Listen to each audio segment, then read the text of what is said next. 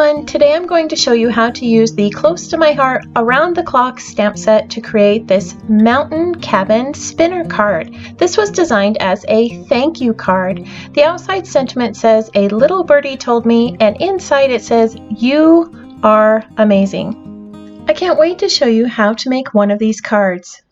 Some of the supplies we're going to be using today are the Around the Clock Stamp and Thin Cut Bundle. It comes with the stamps and the matching thin cuts. I have already cut a few pieces out of White Daisy. We have a couple of little birds here, some pine trees, and the clock portion, which I'm going to be using as a house. We are also going to be using the card front spinner dies, and I have already cut a few pieces using these thin cuts.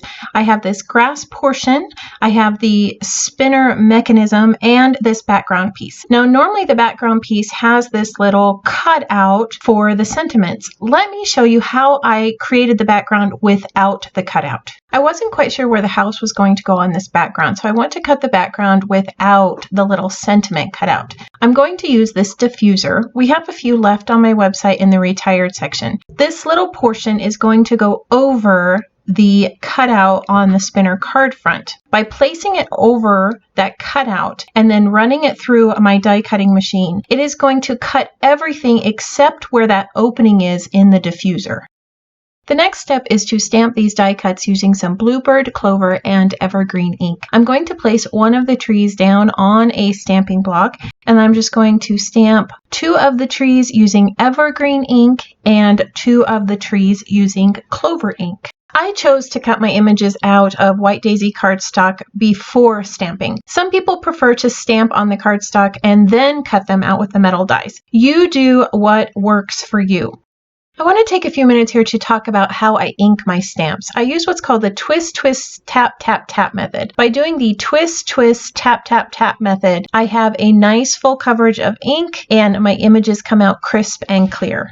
Each one of those bird images is going to be stamped using some blue bird ink. And once that's done, I'm going to use these teeny tiny feet and eye images with intense black ink to stamp their feet and eyes. These are teeny tiny, so you can see when you look at them, you can just barely see them, but it does add a little bit of detail to the birds. Now I'm going to start shading my house image using some TriBlend markers. I have 2 of them here, the tan blend and the earth brown blend. I'm going to start with the lightest color of the tan blend, and I'm going to shade the entire house image using this marker. There is really no special technique to filling in this image. You just want to make sure that you're blending that color and you are fully covering the background of this house image with that light tan marker.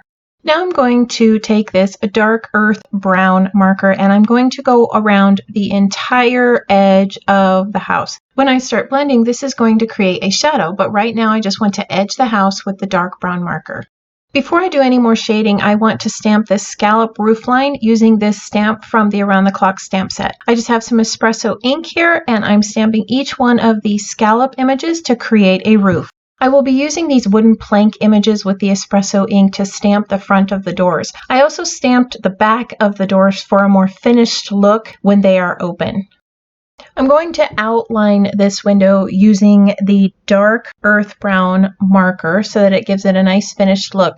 Now I want to show you how I created all the shading on this house using these TriBlend markers. I'm starting with the mid tan blend and I'm going around the window. And then I'm going to take my light earth brown and I'm going to go around that roof line and around the edges of the house. This is going up against that darker earth brown and against the stamping that I did earlier. After I do that, I'm going to take the mid-tan blend and I'm going to blend it into that light earth brown that I used. Each time I add the color, I make sure that I overlap the color that I added previously. The final color is the light tan blend. This is the original color that I used to shade this house image. And I'm going over all of the colors that I used in the past to create a nice blend of colors and a nice shading to this house. Since this is going to be a house and not a clock, I needed to add a door. So I just cut a small strip of white daisy cardstock. I'm stamping it with those little wooden planks. Then I'm going to outline it in the dark earth tone marker and shade it with the light tan. And I've created a door for my cabin.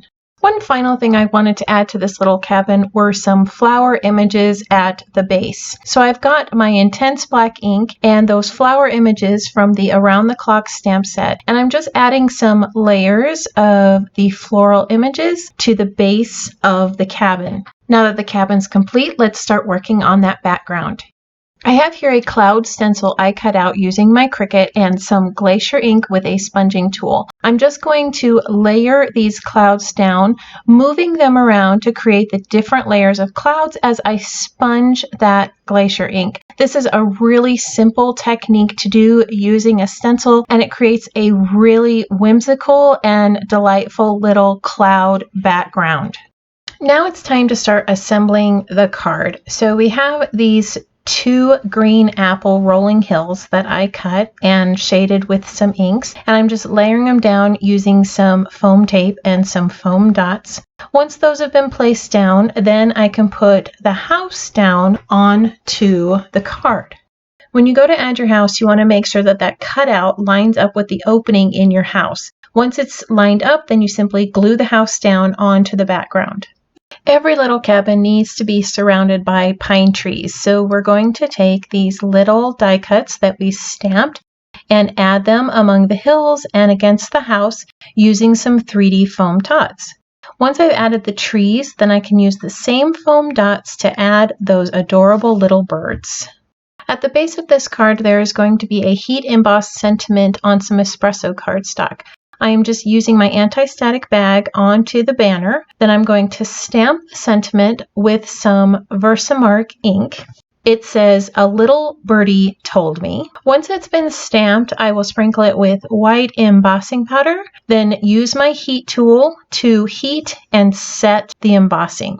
This sentiment is added to the base of the card using some 3D foam dots. With the outside of the card complete, I can start working on the spinner mechanism. I have this Say It With Style stamp set, and I'm checking to see which sentiments are going to fit inside the opening to stamp onto this spinner. It's hard to see here on camera, but this die leaves 6 little impressions or notches to show you where the sentiments need to be placed. Now I've found that it's much easier to get out a pencil and a ruler and draw lines where those notches are as guidelines for my stamping. Now that I have a guide, I can start stamping those sentiments using my espresso ink. A couple of these sentiments are going to be curved to match the curve of the spinner. I do this by bending the stamp as I'm placing it down on the block, and then when I apply ink and stamp it, you'll see that it does have a slight curve to it. I've also curved the Nice Job sentiment from the Say It With Style stamp set. Again, just bending the stamp slightly before I ink it, then stamping it onto the spinner. Now that I have 3 thank you sentiments, I'm just going to add the word tweet in between each one. The Around the Clock stamp set comes with the word spin me to place around the spinner die cut. This tells your card recipient how to spin the card and see the different sentiments. So these are going to be stamped in between each sentiment as close to the edge as possible. Now I need to go in and erase those pencil lines I created earlier so they don't show up in the window of the spinner card. To assemble the spinner portion of the card, we are going to need a silver brad and the 2 circles that we cut using the card front spinner die set. We're going to place the brad through one of the circles, then through the spinner, then place another circle on the back and fold the brad down. I like to spin it around the brad a couple of times just so I make sure I wear a hole into the spinner before attaching it to the card front. I'm going to place a couple of foam squares just on that circle portion of the spinner die, not on the spinner itself. This is where it can get a little bit tricky. You need to align a sentiment in the opening and the spin me in the notch without sticking down the spinner. And I had to go off camera for a little bit because I was having a hard time doing this under the camera. But you can see once it's aligned, then all of your sentiments spin right inside that window. Before attaching this to the card base, I decided to add a few little details using my white gel pen, and I'm just adding some embellishments to the roof and a little bit to the door and the birds.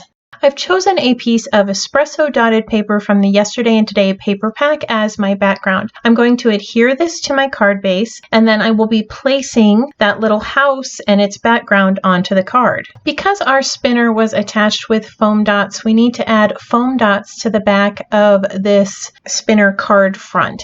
This will just raise it up a little bit off the base and allow that spinner to spin freely. And there we are. Look at that. We've created a spinner card. You just have to open up these little doors, spin the dial, and see each one of those little stamped sentiments. I want to thank you for joining me today as we created this mountain cabin spinner card. When you look on the inside, it says, "You are amazing," which I feel goes well with all of the little thank you sentiments. I love how well all of these layers came together. The fun little pine trees, the birds, the cloud background, everything matches perfectly with this design. I hope today's project inspired you to try something new, that you learned a little bit more about our card front spinner dies and how to use that around-the-clock stamp set to create this adorable mountain cabin. New projects are added every week to my blog and YouTube channel. If you enjoyed today's mountain cabin spinner card and wish to see more projects in the future, make sure to hit that subscribe button and the notification bell so that you know when new projects are added. If you'd like to see other card projects I've made in the past, you can view entire collections using the link above. I hope you have a wonderful week, and I can't wait to see what you create.